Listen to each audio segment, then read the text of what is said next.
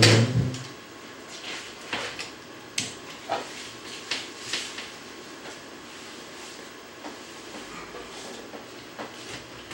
오전에 우리가 고린도전서의 말씀을 계속 상고해 나가는데 오늘은 1장 21절부터 상고하겠습니다. 그래서 그리스도는 하나님의 능력이요 하나님의 지혜라 하심을 우리가 알 수가 있는데, 유대인은 표적을 구하고 헬라인은 지혜를 찾으나 우리는 십자가에 못 박힌 그리스도를 전하니 유대인에게는 꺼리끼는 것이요 이방인에게는 미련한 것이로되 오직 부르심을 입은 자들에게는 유대인이나 헬라인이나 그리스도는 하나님의 능력이요 하나님의 지혜니라. 하나님의 미련한 것이 사람보다 지혜 있고 하나님의 약한 것이 사람보다 강하니라. 자, 유대인들은 정말 여호와 하나님을 믿는, 그래서 모세를 이스라엘 영도자로 그렇게 추앙하며 살아가는 자들이죠. 그래서 그들의 그 신앙 생활 속에서 계속 이어지는데 유대인들은 표적을 구합니다. 자, 그래서 우리가 신앙생활에는 늘 그런 면이 있죠. 야, 하나님께서 이 문제를 해결했으면 좋겠다. 그래서 모든 능력 그리고 표적을 구하는 거예요. 자, 그래서 유대인들은 표적을 구한다. 그래서 표적을 구하며 예수를 어리낌으로 십자가에 못을 박아버리죠. 자, 유대인들이 예수님에게 표적을 구하는 게 어떤 표적을 구하느냐면, 메시아가 오면 유대인들이 생각할 적에는 이 나라가 로마의 그 합정에서 다 벗어나고 이스라엘 나라가 굳게 세워지고, 그래서 정말 모든 성전에서 제사가 제대로 회복되고 그렇게 될 줄 알았는데, 예수님이 오셔가지고 예수님 메시아라고 오셨는데 예수님 뭐예요? 그런 왕이, 유대의 왕이 되시는 것이 아니라 정말 목수의 아들로 이 땅에 오셔서 여러가지 많은 일들을 하시지만 결국은 십자가에 못 박혀 죽게 되어지죠. 그래서 저들의 기대에 예수님은 못 미쳤다. 그래서 결국은 십자가에 못 박아 죽입니다. 근데 헬라인들은 뭐냐면 지혜를 구하며 십자가의 도를 외면해버리죠. 신앙보다는 저들은 그 이성을 더 치중하는 거예요. 그래서 지혜를 더 구한다. 그래서 우리는 그리스도를 전하니 하나님의 능력이요 지혜로 믿는다. 자, 그래서 유대인은 표적을 구하고 헬라는 지혜를 구하지만 우리는 뭐예요? 그리스도를 전하는 자가 되어졌다. 왜? 예수 그리스도에게 생명이 있기 때문에 그렇다. 그래서 그리스도는 유대인이나 헬라인에게나 하나님의 능력이요 하나님의 지혜가 되신다. 결국은 뭐예요? 우리의 지혜라는 게 뭔가, 또는 표적이라는 게 무엇인가? 표적과 지혜, 이런 모든 것을 그것보다 더 우월하신 분이 누군가? 바로 예수 그리스도다. 왜? 생명이기 때문에. 그 온전한 표적이 뭐예요? 가장 큰 표적이 죽은 자를 살리는 표적이죠. 그러니까 우리가 예수를 믿으면 영멸당할 우리가 영원한 생명을 얻게 되어지는 거예요. 그러니까 그 표적이 가장 큰 표적이다. 그리고 그 예수님의 십자가의 죽으심을 통해서 우리의 모든 죄를 다 짊어지시고 죽으시고 예수님의 그 죄값을 다 지불해 주심으로 인해서 우리를 의롭다고 해 주시고 하나님의 거룩한 백성 삼아서 우리를 구원해 주시는 하나님의 섭리, 이건 하늘로부터 주어지는 지혜지 땅으로부터 주어지는 지혜가 아니다. 그래서 어느 종교도 이렇게 정말 메시아 예수 그리스도가 이 땅에 오셔서 십자가에 죽으셔서 우리의 모든 죄를 다 짊어지시고 그리고 죄값을 다 지불해 주셔서 우리를 의롭다고 해준 이러한 하늘의 지혜에 의한 종교는 이 땅에서 아무도 없어요. 예? 그 석가모니나 공자나 어떤 누구도 결국은 자기 죄 문제 해결하려고 몸부림치다 그냥 끝나버린 거예요.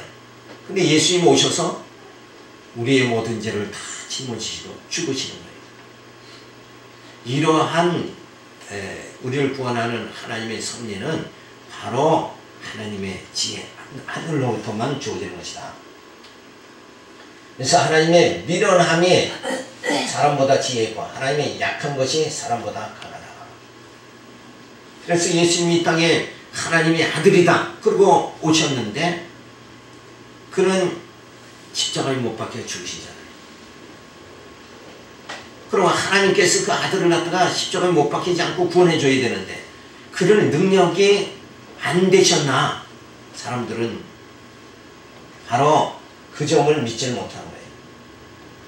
그래서 예수가 십자가에 못 박혀 죽으시니까 야, 저가 아무리 하나님의 아들이라고 해도 그거 다 헛소리에 불과하구나 이러고 사람들은 다 외면해버리고 말이에요. 근데 하나님께서 예수 그리스도를 이 땅에 보내셔서 우리의 죄를 다 짊어지시고 죽고 우리의 죄를 다 지불해 주심으로 인해서 우리가 사는 역사, 이것이 하나님의 놀라운 역사다. 이게 하늘의 지혜다. 그러니까 사람이 생각할 때 예수님이 하나님의 아들이라 하면서 이 땅에 오셔서 십자가에 그냥 처형당해버리고 말이죠. 그래서 사람들이 볼 때는 굉장히 미련한 거예요. 근데 죽음을 박차고 일어나고 승리하시는 그때 가서야 하나님의 놀라운 역사가, 그것이 정말 하나님의 지혜구나, 이게 드러나버리고 말이에요. 그래서 예수가 십자가에 못 박혀 죽으니까 사람들이 다 저가 하나님의 아들이라고 하더니 결국은 저렇게 죽는구나, 그리고 조소하고 멸시 다 했잖아요. 근데 그 예수가 죽었다가 다시 사시는 역사, 부활의 역사가 주어지니까 그것이 하늘의 지혜다 하는 것이 드러나게 되어집니다. 자, 이런 하나님의 지혜로우신 예수 그리스도를 믿는다면 우리 분쟁할 수가 없다, 나뉠 수가 없다. 왜? 예수의 생명이 우리 안에 거하니까, 뜨거운 내 심장이 주어지니까 서로가 사랑이 넘치고 또 서로 베푸는 궁일이 넘치게 되어지지 않느냐. 예수의 마음이, 예수가 내 마음에 들어오지 않으니까, 역사되지 않으니까 그 다음에 뭐가 나타나요? 우리의 육성, 내 경험과 지식이 막 나타나는 거예요. 그러다 보니까 사람들은 자기 정욕대로 하니까, 자기 좋은 대로 모든 것을 취하려고 하니까 뭐예요? 분쟁이 주어져요. 이 사람은 자기 좋은 대로, 나는 나 좋은 대로, 이렇게 하다 보니까 분쟁만이 주어지는 것이다.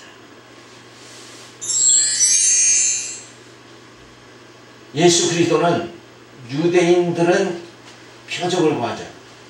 꺼리끼는 것이 되어집니다. 자, 유대인들이 표적을 구하는데 결국 예수님은 유대인들의 표적 보여달라고 하니까 거절해버리죠. 그러면서 하는 말이 무슨 표적만 있다고 그래요? 요나의 표적밖에 없다. 그러니까 요나가 고기 뱃속에서 3일 동안 죽을 뻔했는데 그가 다시 살아나는 역사. 그것이 바로 예수님이 이 땅에 오셔서 십자가에 못 박혀 죽으시고 부활하시는, 그게 요나의 표적입니다. 그러나 유대인은 그것을 구했지만, 표적을 구했지만 예수님은 그걸 응해 주시지 않았죠. 그래서 저들에게 꺼리는 것이 되고 결국 십자가에 못 박아 죽입니다. 그리고 헬라인들은 지혜를 구합니다. 그래서 십자가 사건, 그건 미련한 것이다. 그래서 외면해버리고 마는 거죠. 근데 우리 하나님의 부르심을 입은 자들은 그 십자가 사건이 뭐예요? 하나님의 능력이다. 어떻게 능력이에요? 죄로 멸망한 나를 다시 살려주시는 능력, 그것이 바로 십자가로 주어진다. 그것이 바로 하나님의 지혜다.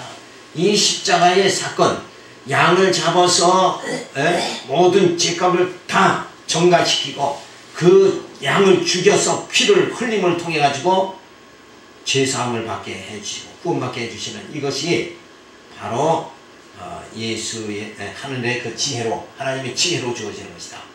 그래서 이 땅에 예수님 오셔서 십자가에 못 박혀 죽으시죠. 그렇지만 그 이전은 뭐예요? 구약에는 제사 규례가 있어서 늘 양 잡아서 백성들이 죄를 지면 양 잡아서 그 양에게 안수하고, 그래서 자기 죄를 그 양에게 전가시키고 그리고 그 양을 죽여서 피를 제단에 뿌리면 사함받는 역사가 주어졌어요.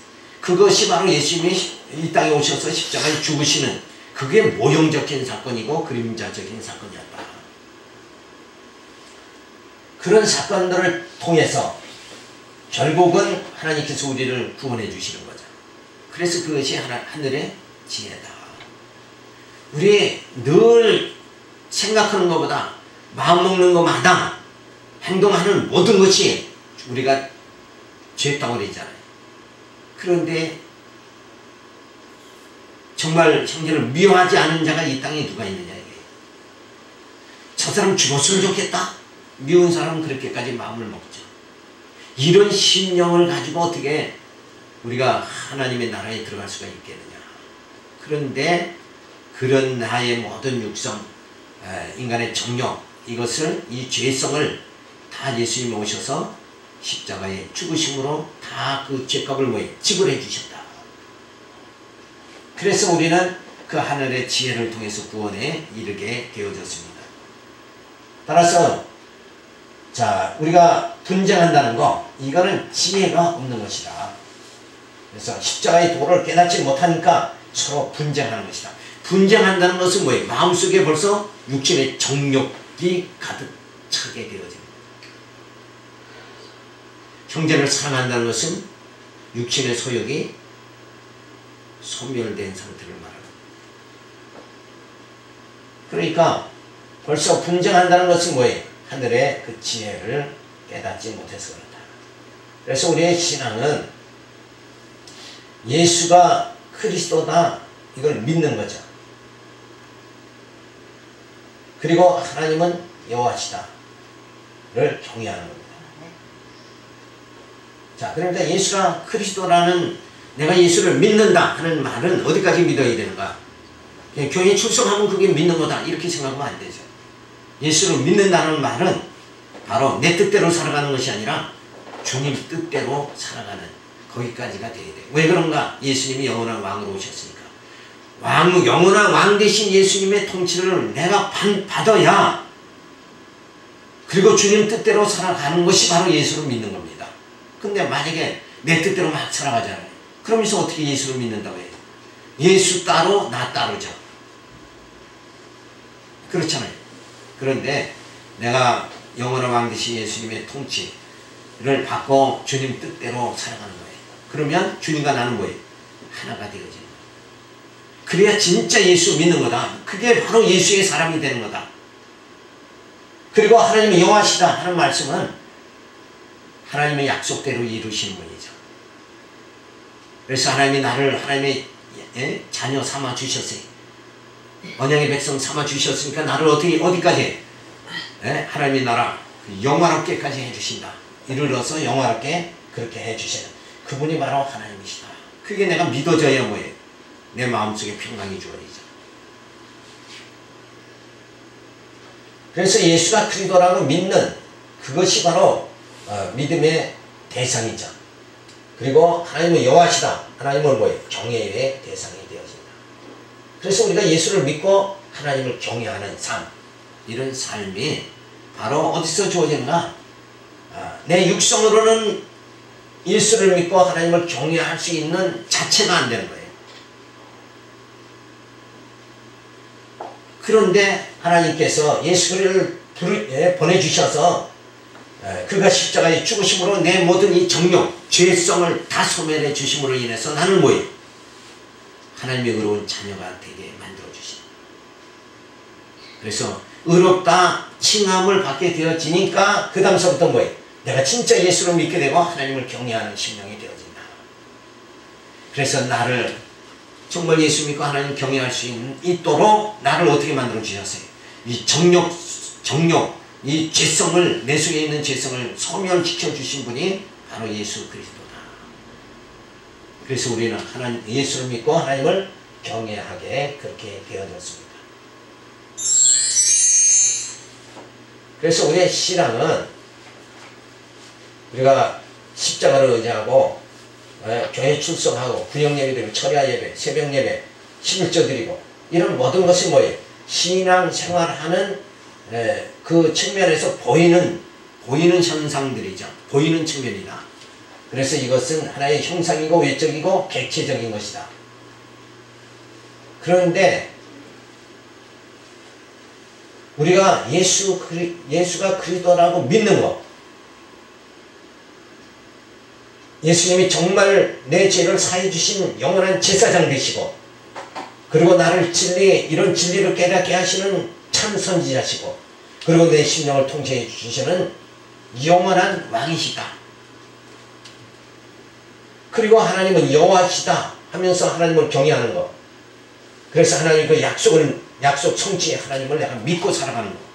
요게 어떤 면인가? 바로 저렇게 십자가, 출석, 구역, 철야, 새벽, 11조 이런 행위로 나타나는 것. 이건 보이는 것이고, 우리 심령으로, 보이지 않는 우리 심령으로 믿는 것. 이것은 바로 뭐가 되어야 되는 거예요? 바로 예수가 그리스도임을 믿고 하나님이 여호와심을 믿는 것. 그래서 이건 보이지 않는 것이고 무형이고 내적인 것이고 주체다. 신앙의 주체는 바로 이게 진짜 신앙입니다. 그래서 예수님이 하시는 말씀이 사람을 어떻게 보는 거랬어요? 외모를 보지 말고 그 중심을 본다. 하나님은 우리를 어떻게 봐요? 우리의 행위를 보지 않으시고 우리의 중심을 보신다. 그러니까 우리가 중심이 뭐예요? 우리의 행위로서는 이런 생활을 하더라도 하나님 앞에 정말 허물이 많죠. 실수할 때가 많고 어리석은 짓을 할 때가 많고, 우리의 행위는 그렇지만은 우리의 속심령은 뭐예요? 바로 내가 그렇게 내가 행위적으로 부족하더라도 내 마음 중심만큼은 예수가 그리스도임을 믿고, 그리고 하나님을 경외하는 내 심령을 보시고 하나님은 뭐예요? 나를 구원해 주신다. 그걸 내 심령을 보고 하나님 기뻐하시는 거예요. 그래서 보이는 것은 보이지 않는 것으로 말미암는 것이다. 진짜 신앙이 두 측면이 있죠. 보이는 측면과 신앙에는 보이지 않는 측면이 있는데, 진짜 어느 것이 먼저입니까? 보이는 것은 보이지 않는 것. 여기 정말 예수가 그리스도라고 믿는 믿음, 그리고 하나님을 경외하는 이 우리의 중심, 이것이 진짜 신앙의 본 모습이다. 그렇지 않아요? 우리 이 마음 없으면 여기 못 오잖아요. 출석하는 것도 벌써 예수를 믿는, 하나님을 경외하는 이 마음이 중심이 있기 때문에 여기 출석하는 거다. 출석은 행위고 내가 믿는 것은 뭐예요? 이 마음에서 주어지는 것이다. 그래서 행동은 뭐예요? 출석이라는 행동은 보이는 것이고, 하나님을 경외하는 내 심령은 보이지 않는 것이다. 그래서 보이는 것은 보이지 않는 것으로 말미암는 것이다. 이게 먼저 주어지기 때문에 여기에 이 보이는 것이 주어지는 거다.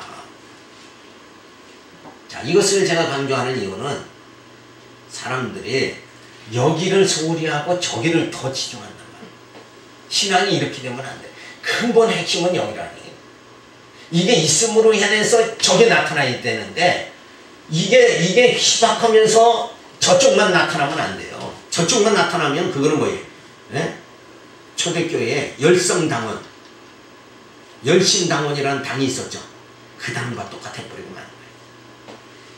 그래서 하나님께서 저 백성이 나를 마음으로 섬기는 것이 아니라 저들이 다 외식적이고 형식적으로 나를 믿는다. 자, 그런 하나님 말씀이 있었는데, 자, 어느 것이 더 귀한 것인가? 물론 이것도 귀합니다. 이게 약하다는 게 아니에요. 불신자들은 아예 불택자, 하나님 백성이 아닌 자들은 뭐예요? 아예 저 보이는 이 상태도 못 가요. 여기에 이르지도 못하지만, 오늘 제가 말씀드리는 건 이건 기본이고 여기까지 이르러야 된다. 그래야 우리 신앙에 불 붙는 거예요. 진짜 내가 신앙생활 해야 되겠다.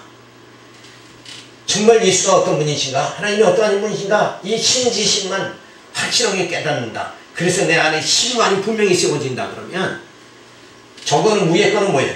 저거는 마땅히 그냥 나타나는 거죠. 전 당연히 나타나는 거예요. 어떻게 정말 하나님을 경외하는 사람이 출석을 안 하느냐 이거예요. 근데 저것도 이것도 희박하고 아예 저것까지도 희박하단 말이에요. 그러면 그건 어느 정도예요? 그건 불택자의 수준밖에 안 된다. 이렇게 우리가 볼 수 있어요. 그래서 사도 바울은 내가 사는 것이 아니라 내 안에 그리스도가 사시는 것이다. 자, 이런 믿음의 경지까지 우리가 들어가야 돼요. 내가 지금 사는 것 같죠? 내가 지금 살았다 하는 거지만 실상은 뭐예요? 나는 죽은 거예요. 내가 사는 것이 아니라 내 안에 예수가 사시는 거예요. 왜? 내 뜻대로 사는 게 아니라 주님 뜻대로 사니까. 그래야 주님 나라에, 주님 뜻대로 사는 자라야 주님 나라에 들어가잖아요. 자, 그래서 신앙에 우리가 두 측면을 살펴봤습니다. 그래서 진짜 참신앙이라는 게 뭔가? 정말 예수가 영원한 제사장, 선지자요 영원한 왕이심을 믿어야 돼. 내 모든 죄를 다시 사해주고 나를 영원한 그 진리의 세계로 들어가게 만들고 내 심령을 통치해서 나로 하여금 죄를 짓지 않게 만들어주시는 성령의 그 능력의 역사, 통치의 역사가 내 안에 주어져야 나는 하나님의 자녀로 이 세상에 구별된 그런 경건의 생활을 하게 되어진다. 그러면서 하나님이 한번 택한 자를 반드시 구원하시는 하나님, 약속을 성취하시는 하나님, 그 하나님이 믿어지니까 내가 이렇게 교회 생활하고 신앙생활하게 되어진다는 것을 우리가 깨닫게 되어집니다. 자, 그러면서 1장 26절부터 31절을 보면 아무 육체라도 하나님 앞에 자랑하지 못하게 하려 한다는 말씀이 주어집니다. 형제들아, 너희를 부르심을 보라. 육체를 따라 지혜 있는 자가 많지 아니하며 능한 자가 많지 아니하며 문벌 좋은 자가 많지 아니하도다. 그러나 하나님께서 세상에 미련한 것들을 택하사 지혜 있는 자들을 부끄럽게 하시려고 세상에 약한 것들을 택하사 강한 것들을 부끄럽게 하려 하시며 하나님께서 세상에 천한 것들과 멸시받는 것들과 없는 것들을 택하사 있는 것들을 펴하려 하시나니 이는 아무 주체라도 하나님 앞에서 자랑하지 못하게 하려 하시니라. 너희는 하나님께로부터 나서 그리스도 예수 안에 있고 예수는 하나님께로서 나와서 우리에게 지혜와 의로움과 거룩함과 구속함이 되셨으니 기록된 바 자랑하는 자는 주 안에서 자랑하라 함과 같게 하려 함이니라. 자, 구원받는 게 하나님의 자녀 되어지는 게 이 땅에서 보면은 하나님께서 만약에 당신 백성 만들려면 우리 내 입장에서 하나님이다 그러면 나는 어떻게 해요? 지혜 있는 자, 능력 있는 자 이런 사람들만 다 교회로 와라 이렇게 해서 구원할 거 아니냐. 근데 하나님은 그게 아니에요.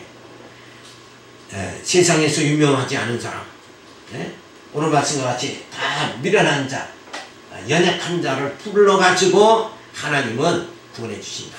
그래서 하나님의 능력이 뭐예요? 나타나게 만들어진다. 만약에 하나님께서 능력 있는 자, 지혜 있는 자만 구원받게 하나님의 자녀 만드신다 그러면 나 같은 자가 구원의 대상이 될 수 있을까? 그런데 이게 얼마나 감사해요.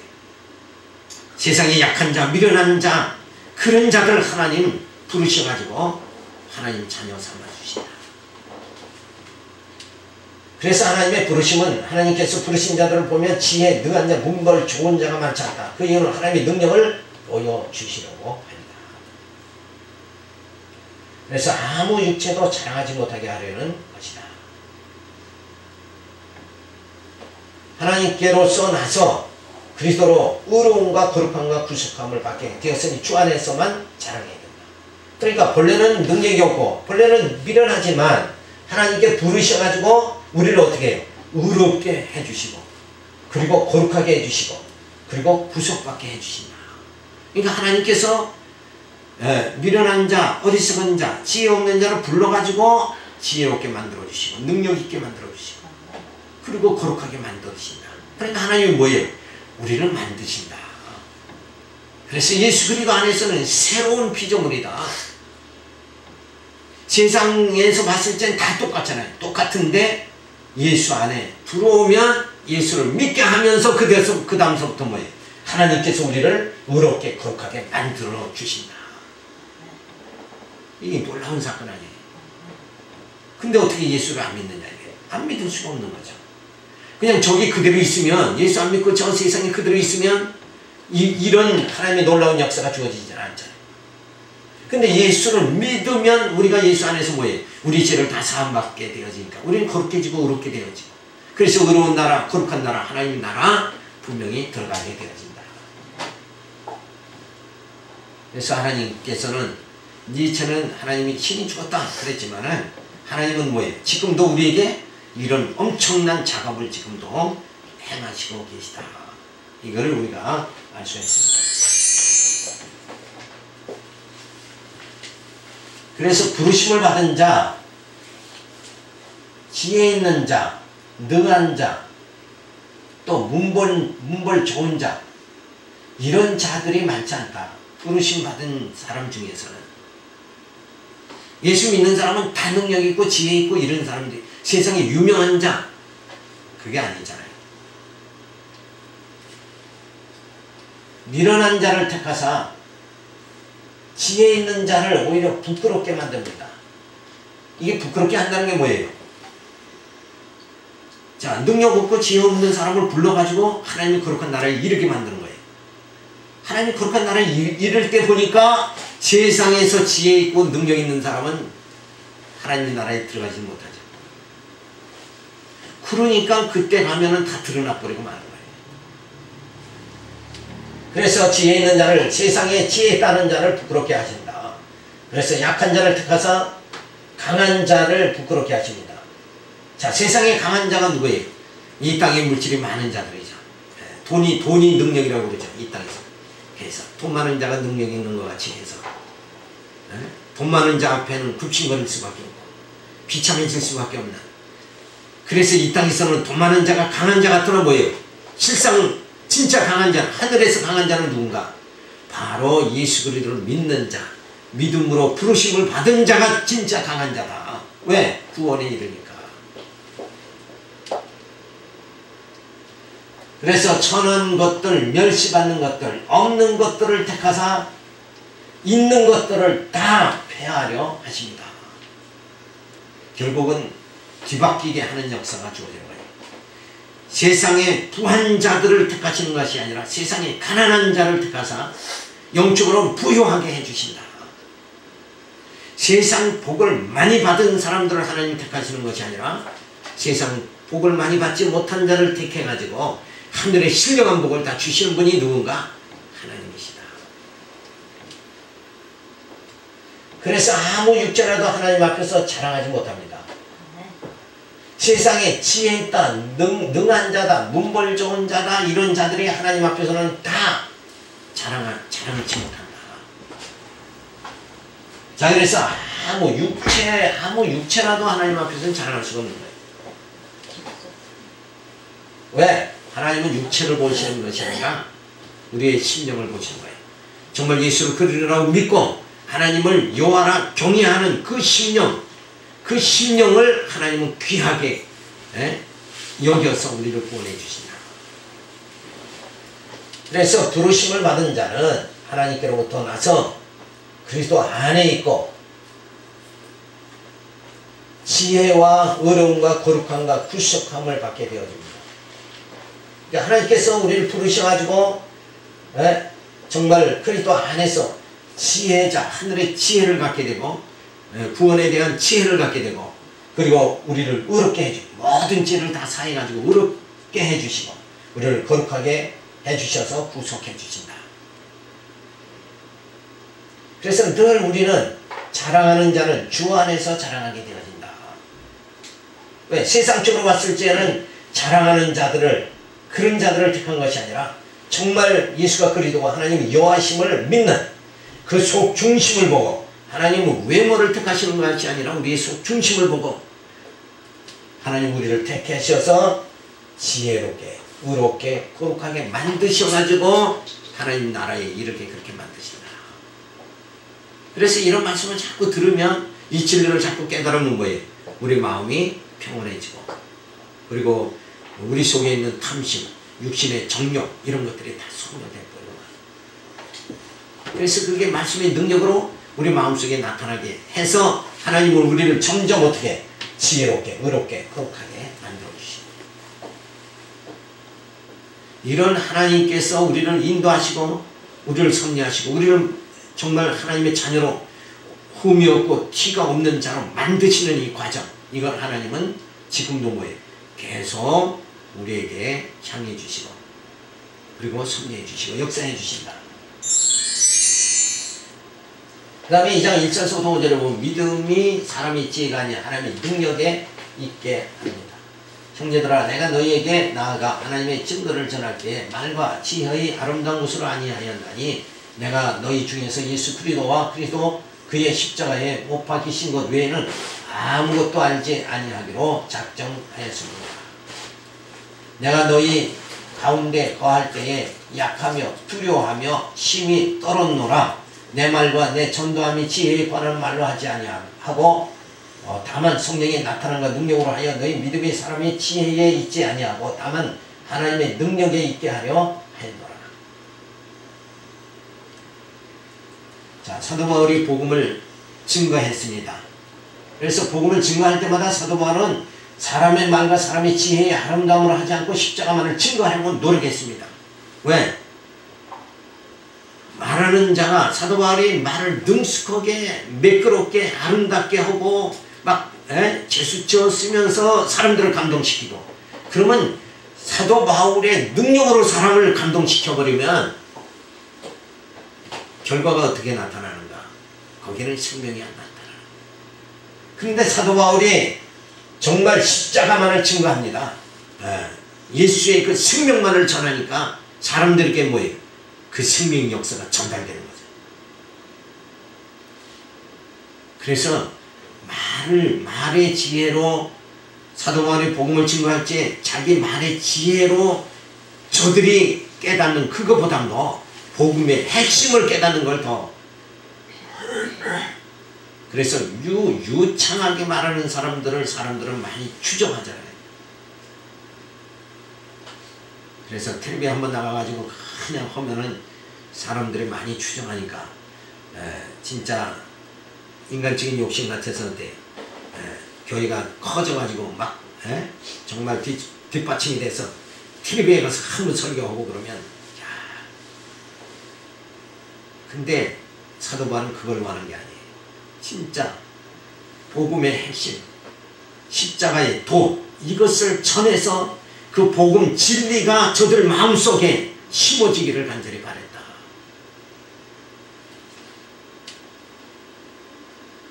바울이 복음을 증거하면서 심히 두려워하며 떨었던 것은 혹시라도 인간의 말과 지혜로 말씀을 증거하지나 않았을까 염려하였기 때문이다.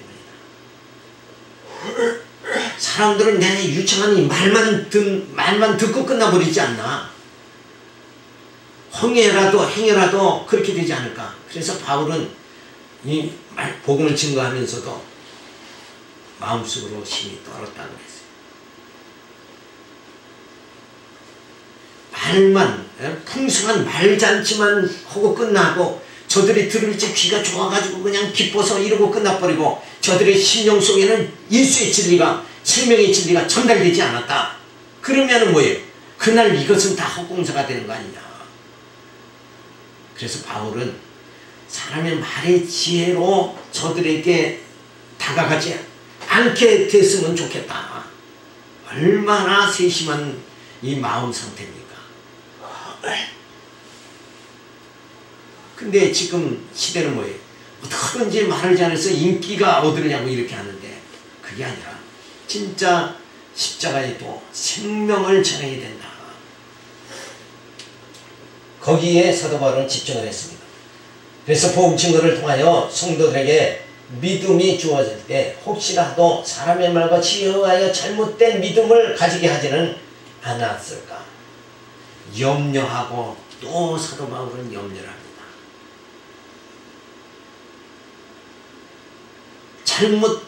자칫 잘못하면 설교를 듣고 우리가 누구를 따라야 돼요? 정말 예수님을 따라야 되는데 자칫하면 설교자를 따라가 버리고 마는 거예요.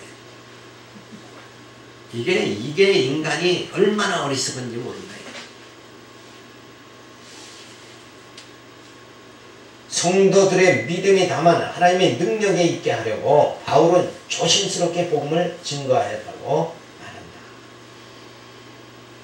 다만 나타나는 것은 사도 바울이 말을 풍성하게 매끄럽게 잘한다 이게 나타나는 것이 아니라 정말 예수님이 당신들을 위해서 십자가에 죽었습니다. 그래서 예수는 죽고 당신들의 죄는 다 사함을 받게 되어졌습니다. 이런 생명의 복음을 전하고 그 전하는 것이 저들의 마음속에 좀 확실하게 꽂혔으면 좋겠다. 그런 사도 바울의 정말 복음 전도자로서의 그 애틋한 마음, 이런 걸 우리가 읽어볼 수가 있죠. 그래서 복음 증거는 사람의 말과 지혜의 아름다움으로 하지 말고 증거하지 말아야 된다. 그래서 이 사람의 말과 지혜의 아름다운 말이라는 게 뭐냐면 사색을 많이 하고, 그래서 설교의 어떤 시적인 표현, 그리고 어떤 문학적인 표현, 그리고 감동적인 것, 그리고 이 경험, 인간의 경험을 곁들여서, 그래서 뭐 설교의 간증도 많이 하죠. 이렇게 하다 보면, 간증 듣다 보면 진짜 야 나도 저분같이 좀 됐으면 좋겠다. 이래서 인간 중심이 되기가 쉬운 거예요. 그래서 그런 사실이나 경험, 이런 사람의 말, 지혜, 그런 말로 복음을 증거해서는 안 된다. 그래서 학문, 도덕, 예술, 뭐 이런 것으로 전하는 것은 아니다. 이건 다 어리석은 것이다. 뭘로 전해야 돼? 하나님의 말씀으로 전해야 된다. 말씀의 능력으로 나타내야 된다. 그래서 예수 그리스도와 십자가 사건만을 전해야 된다. 이 사건만을 증거하였다고 사도 바울은 고백합니다. 그래서 이것이 바로 하나님의 지혜입니다. 하나님의 지혜는 사람으로부터 나오질 않는다. 사람으로부터 나오지 않는다는 말은 뭐예요? 이 계시는 사실, 인간의 사실이란 경험에 의해서 나타나는 것이 아니다. 인간이 노력해서 나타나는 것이 아니다. 어떤 도구를 10년, 20년 닦아서 나오는 게 전혀 아니다. 이 하나님의 계시는 뭐예요? 하늘의 지혜는 하나님으로부터 주어지는 것이다. 이것이 바로 우월한 것이라고 말해주고 있죠. 그래서 믿음은 바로 사람이 지혜에 있지 아니하고 하나님의 능력이 있게 하려 합니다. 그래서 이 정말 하나님의 그 능력이 사람들에게 전해질 수 있도록 그렇게 되기를 간절히 바라죠. 그래서 두려운 마음으로 복음을 전한다. 따라서 하나님의 지혜와 능력에 의한 믿음이 없으면 결국은 분쟁할 수밖에 없는 거 아니냐. 정욕대로 살아갈 수밖에 없는 거 아니냐. 자, 우리가 여기까지 살펴보면서 정말 진리를 깨닫는다는 거, 이게 얼마나 귀한 것인가. 정말 똑바로 봐야 되죠. 이것이 참 진리냐. 오늘 젊은 많은 세대들이 정말 진리를 사모하고 진리를 따르는 그런 열정이 좀 주어져야 되는데, 요새 젊은이들은 다 어떻게 보면 편할까, 어떻게 하면 나를 즐겁게 할까, 이쪽으로만 다 빠지네. 자기 중심으로 다 빠진다. 우리가 늘 신앙은 인간 중심이 아니라 하나님 중심입니다. 인간의 지혜로부터 주어지는 것이 아니라 하늘로부터 주어지는 계시에 의해서 주어진다. 이걸 깨달으면서 늘 하나님 여호와를 경외하며 예수 그리스도를 믿는 믿음 안에 살아가시기 바라와서 이 말씀을 드렸습니다. 기도합니다. 하나님 감사를 드립니다. 저희들이 늘 정말 예수가